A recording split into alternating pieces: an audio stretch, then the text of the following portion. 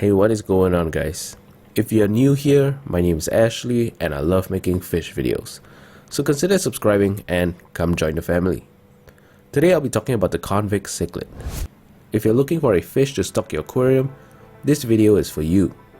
If you already own convicts and are obsessed with these guys, and you YouTube search Convict Cichlids because you can't get enough of them, this video is especially for you. So strap in as I count down the top 5 reasons Convict Cichlids are great. I'm gonna start off number 5 with something perhaps not too exciting, but definitely worth mentioning. They are a very hardy fish. Now, what I mean is they can tolerate a wide range of parameters, including different temperatures, pH, and hardness. They're not a cold water fish, so they still need a heater in temperate climates, but they handle a considerable range of parameters. They're also able to handle stress well.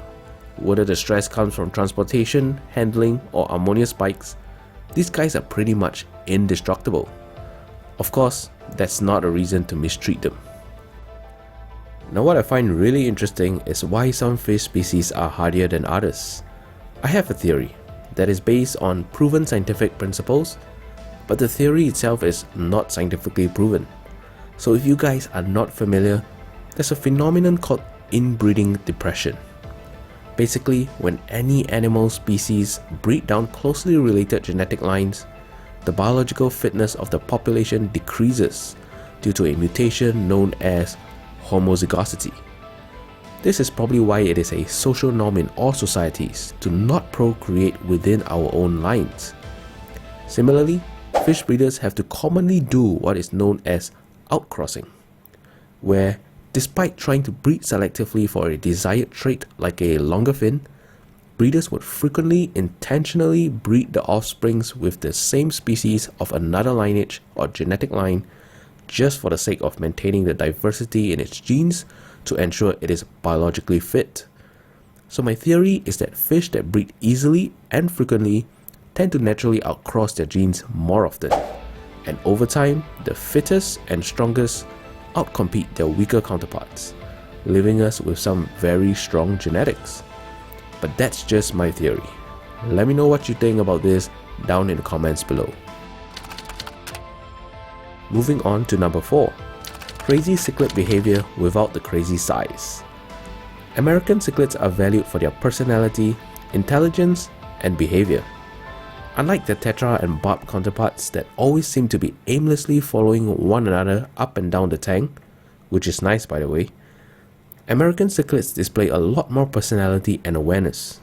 They often establish territories, spend their time alone or in pairs, and wander around the aquarium inquisitively. They are a lot more aware of their surroundings both in and out of the tank. They are also known to be aggressive and territorial. All these traits make American cichlids stand out from many other families of fish.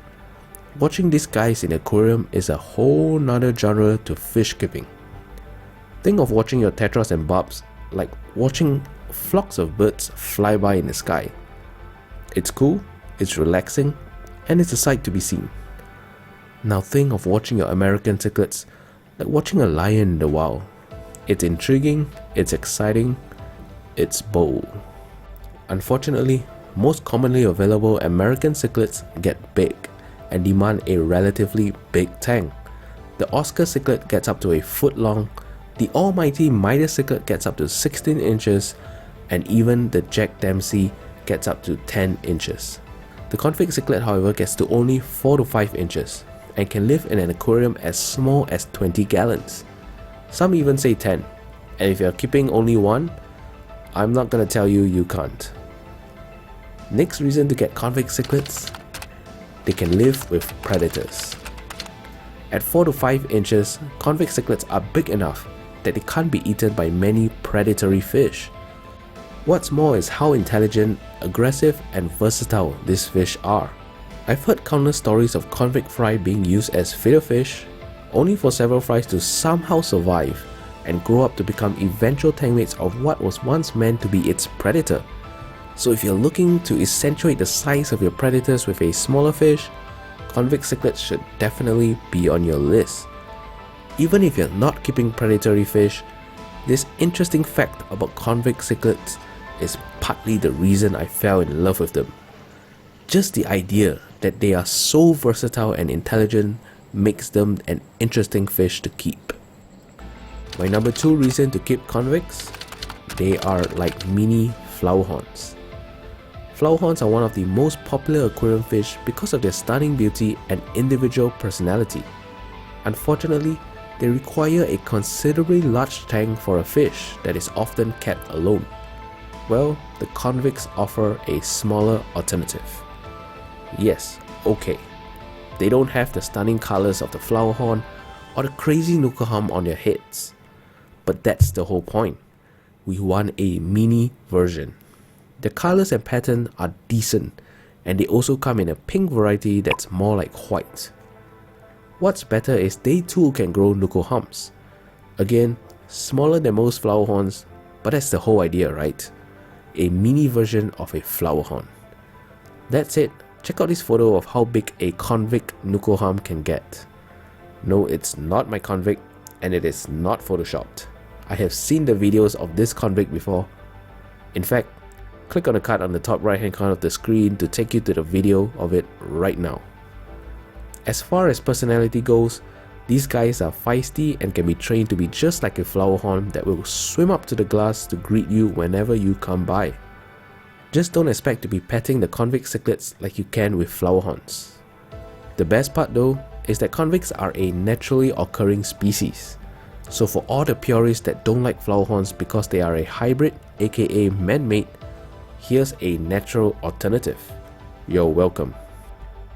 And here we are guys, the number 1 reason to get convict cichlids, and the reason I fell in love with this fish.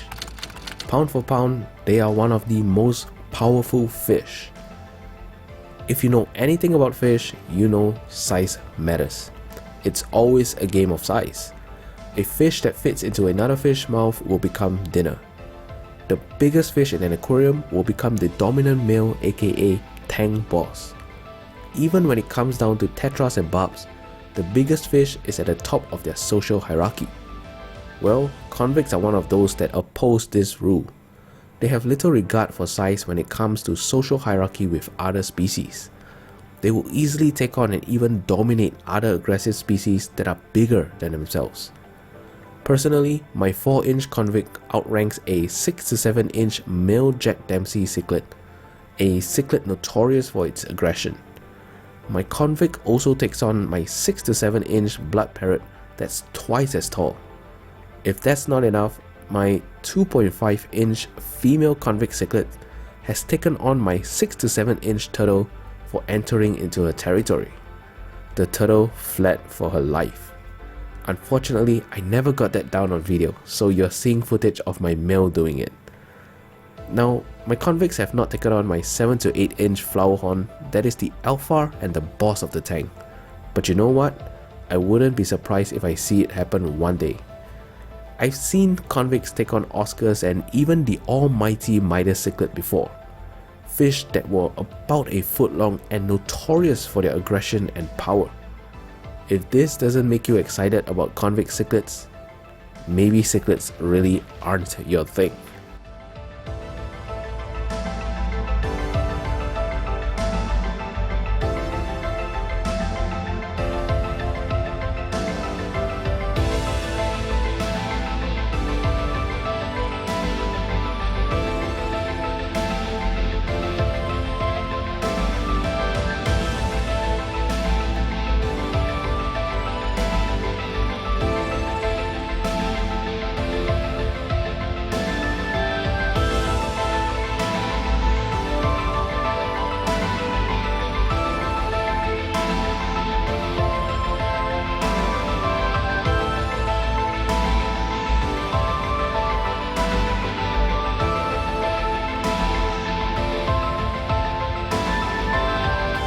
Hopefully some of you are inspired to keep convicts now.